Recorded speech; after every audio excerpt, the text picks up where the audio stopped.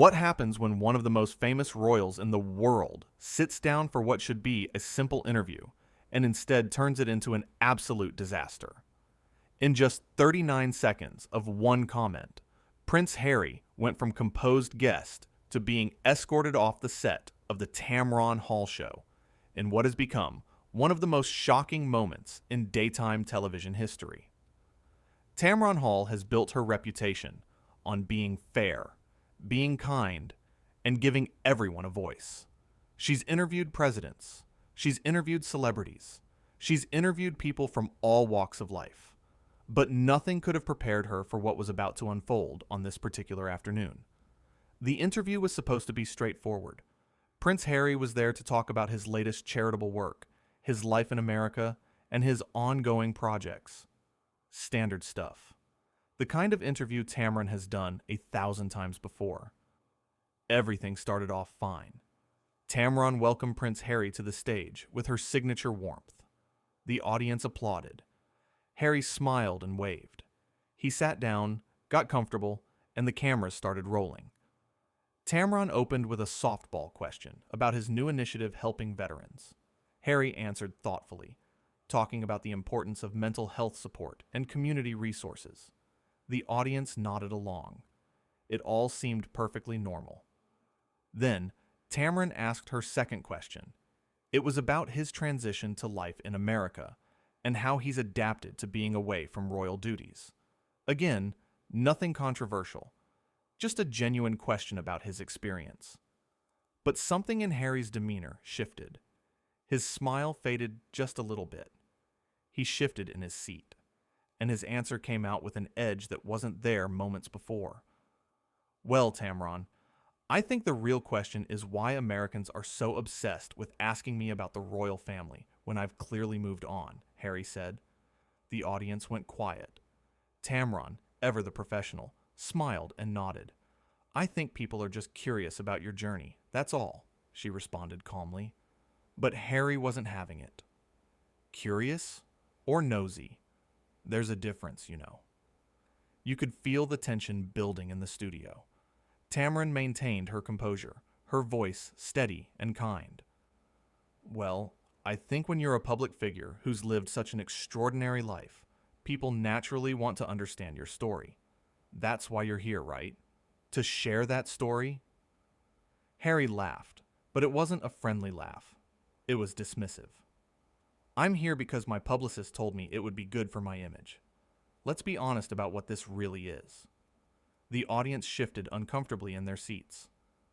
Tamron's face showed a flicker of surprise, but she pressed on. Okay, well, let's talk about the work you're doing then. Your foundation has been making real impact. Can you tell us about some of the success stories? Success stories? Harry repeated, his tone dripping with condescension. Is that what we're calling it now? You mean the feel-good content that makes people watching at home feel better about themselves without actually doing anything to help? Tamron paused. She set down her note cards and looked directly at Harry. I'm not sure I understand what you mean by that.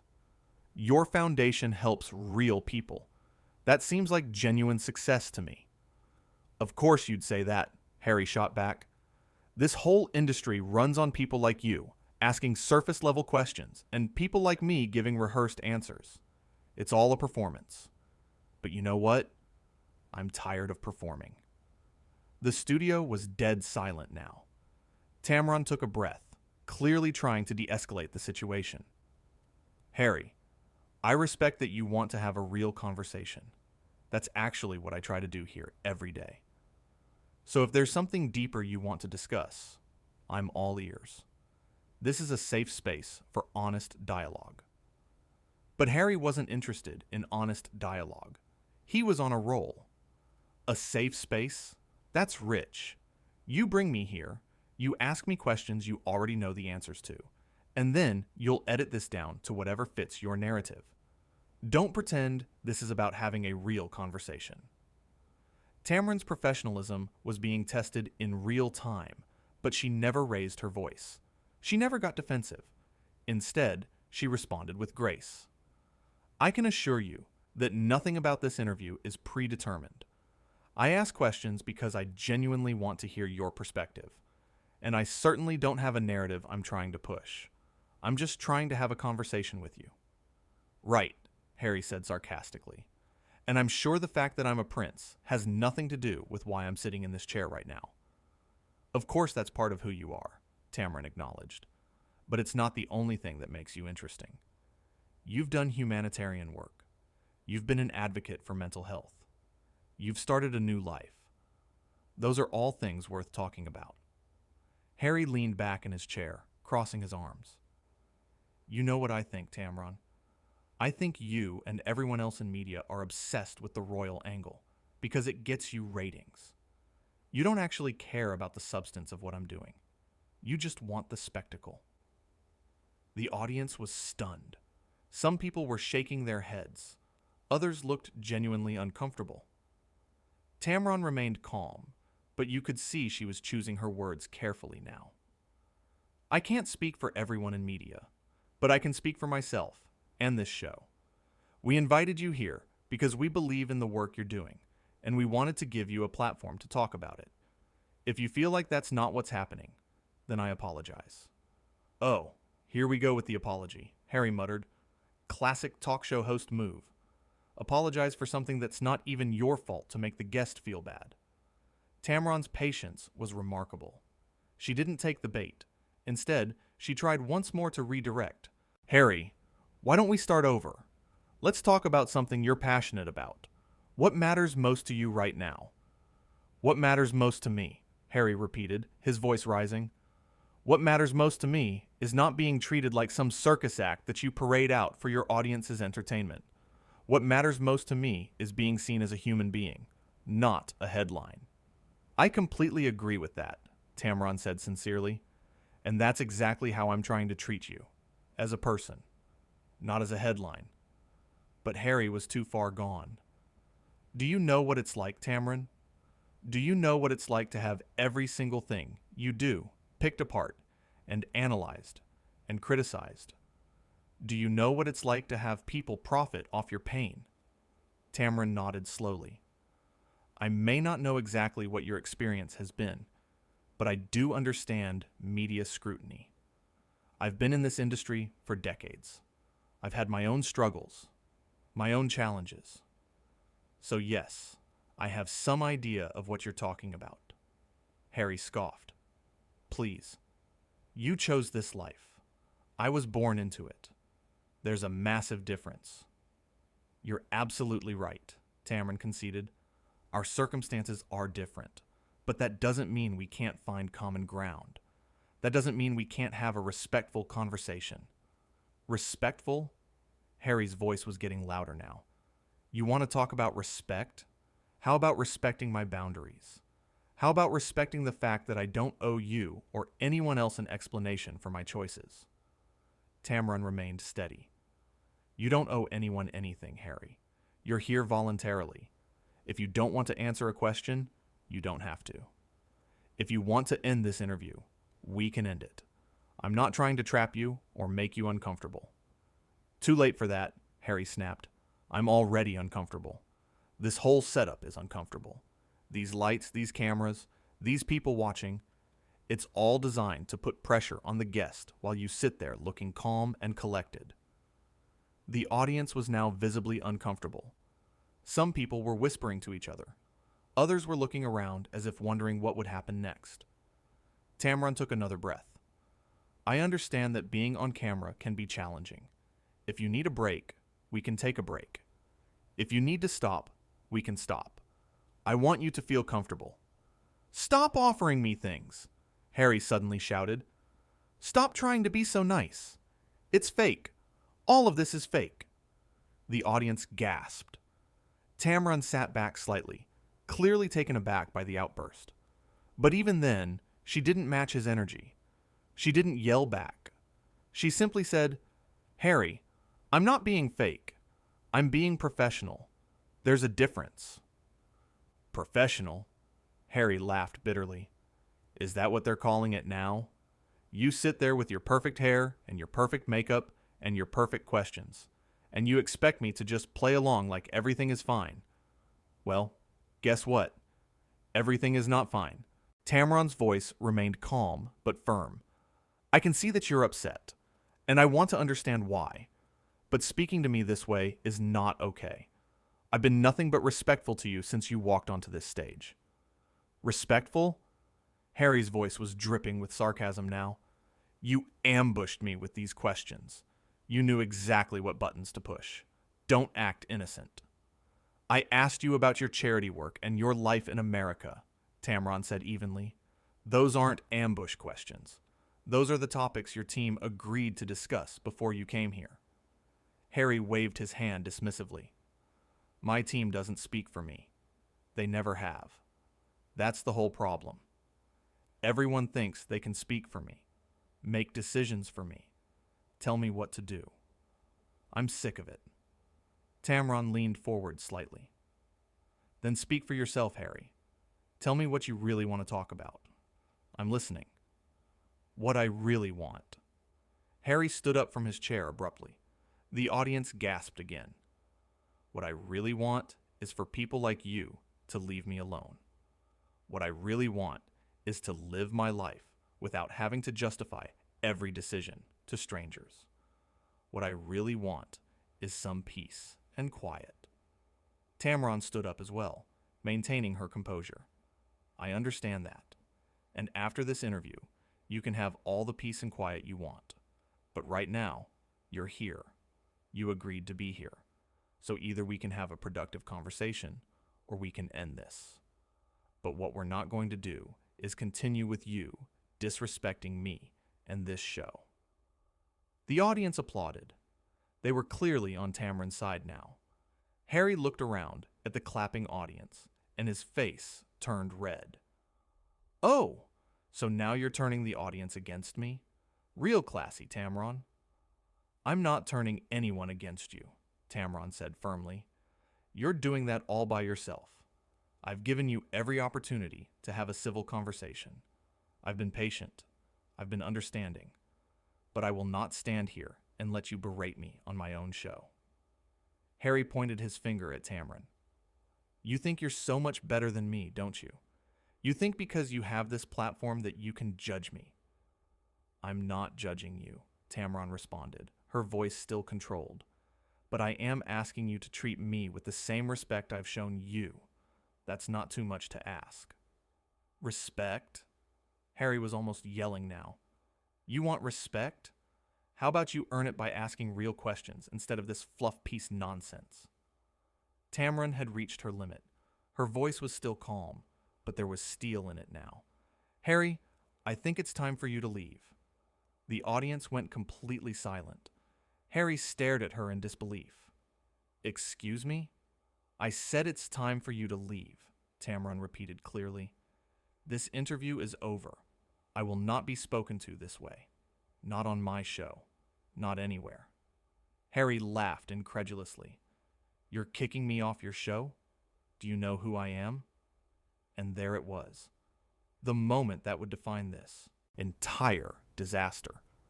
Tamron looked Harry straight in the eye and said, Yes, I know exactly who you are. And right now, you're someone who needs to leave my stage. The audience erupted in applause. Harry looked around, seemingly shocked that people were supporting Tamron over him. This is unbelievable, he muttered. What's unbelievable, Tamron said, is that you came here and thought you could treat me and my audience with such disrespect. I've interviewed world leaders, celebrities, everyday heroes, and not one of them has acted the way you're acting right now. Harry's face was bright red. You're going to regret this. Tamron didn't flinch. The only thing I regret is not ending this sooner. Now please, leave. Security had already started moving toward the stage. Harry saw them coming and put his hands up. Fine, I'm leaving. But trust me, Tamron, you just made a huge mistake. The mistake, Tamron said quietly but firmly, was mine for thinking we could have a respectful conversation. I hope you find whatever it is you're looking for, Harry, but you won't find it by treating people the way you've treated me today. Harry stormed off the stage without another word. The audience was still applauding Tamron, who stood there for a moment, clearly processing what had just happened. She took a deep breath, smoothed down her jacket, and turned to face the cameras and the audience. "Well," she said with a slight smile, "that was unexpected." The audience laughed, breaking some of the tension. Tamron sat back down in her chair, and you could see her hands were actually shaking slightly, but her voice was steady. "You know, in all my years of doing this, I've never had to ask a guest to leave. But there are some lines that just can't be crossed. Respect is non-negotiable. It doesn't matter who you are, where you come from, or what title you hold. Respect is the foundation of any conversation." The audience applauded again, louder this time. Tamron continued, "I believe in giving people the benefit of the doubt. I believe in second chances. I believe in creating space for difficult conversations. But I also believe in boundaries. And when someone repeatedly crosses those boundaries, when someone refuses to engage with basic human decency, then it's time to say, enough is enough." One audience member stood up and started clapping. Then another. Then another. Soon the entire studio was on their feet, giving Tamron a standing ovation. She looked genuinely moved by the support, her eyes getting a bit watery. "Thank you," she said softly. "Thank you for understanding. Thank you for being here. And thank you for reminding me why I do this job in the first place. It's not about the big names or the headlines. It's about having real conversations with real people about things that really matter." The standing ovation continued for several more seconds before Tamron gestured for everyone to sit down. Okay, she said with a genuine smile. "Now, we still have a show to do, and I have some incredible guests coming up who actually want to be here and who have amazing stories to share." The audience laughed and settled back into their seats. Tamron looked directly into the camera. "When we come back, we're going to talk to a teacher who's changing lives in her community, a young entrepreneur who's breaking barriers, and a musician who's using her platform for good. Real people, real stories, real impact. That's what this show is about. We'll be right back." The cameras cut and Tamron exhaled deeply.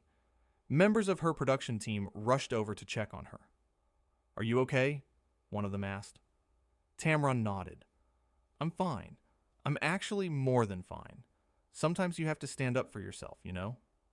Her team agreed, many of them looking impressed by how she handled the situation. One producer said, "That was incredible. You were so professional." "Professional, yes," Tamron replied, "but also human. I wasn't going to let anyone treat me like that, no matter who they are." Another team member brought her some water, which she gratefully accepted. She took a sip and looked around at all the concerned faces. "Seriously, everyone, I'm okay. Let's just focus on making the rest of this show great. Our other guests deserve our full attention and energy." During the commercial break, the audience was buzzing with conversation. People were talking about what they just witnessed, many expressing their support for how Tamron handled herself. Some were recording messages on their phones, clearly eager to tell their friends and family about what happened. Others were just sitting in stunned silence, still processing the confrontation. When the cameras came back on, Tamron was back in full form. She introduced her next guest with enthusiasm and warmth, asking thoughtful questions and creating the kind of meaningful dialogue that her show is known for. If you hadn't just watched her remove a guest from the stage, you'd never know anything unusual had happened. That's the mark of a true professional. But even as she continued with the show, the moment with Harry hung in the air. The audience kept glancing at his empty chair. The producers were undoubtedly already thinking about how this would impact the show's ratings and reputation. And Tamron herself, despite her composed exterior, was probably replaying the entire interaction in her mind. The teacher she interviewed next was inspiring, talking about her innovative reading program that had dramatically improved literacy rates in her underfunded school. Tamron asked her about the challenges she faced, the victories she celebrated, and the students who motivated her to keep going. It was the kind of interview that reminded everyone why talk shows can be such powerful platforms when done right. Then came the young entrepreneur, a woman in her 20s who had started a company creating sustainable fashion from recycled materials. She talked about her journey from sketchpad to storefront, the obstacles she overcame, and her vision for the future of ethical fashion. Tamron engaged with her genuinely, asking follow-up questions that showed she was really listening, really interested. Finally, the musician took the stage and performed a beautiful song about resilience and hope. The audience swayed along, many people wiping tears from their eyes. It was exactly the kind of uplifting moment the show needed after the earlier chaos. When the show wrapped, Tamron thanked her audience and her viewers at home. "Remember," she said, "kindness matters, respect matters, and standing up for yourself matters too. Thank you for spending your afternoon with me. See you tomorrow." As the credits rolled and the audience filed out, many people stopped to shake Tamron's hand or give her a hug. "You were amazing," one woman told her. "Thank you for showing us how to handle difficult people with grace." Another audience member said, "I've been watching your show for years, and today just reminded me why. You're the real deal." Tamron thanked everyone warmly, taking time to connect with as many people as she could. But once the studio cleared out and it was just her and her core team, she finally let her guard down a little. "That was intense," she admitted, sitting down in her chair and kicking off her heels. Her executive producer sat down next to her. "You handled it perfectly. Seriously, I don't think anyone could have done better." "I just kept thinking about all the times I've been disrespected in this industry," Tamron said quietly. "All the times I stayed silent, or laughed it off, or tried to smooth things over, and I realized I didn't want to do that anymore. Not today." "Good," her producer said firmly. "You shouldn't have to. Nobody should."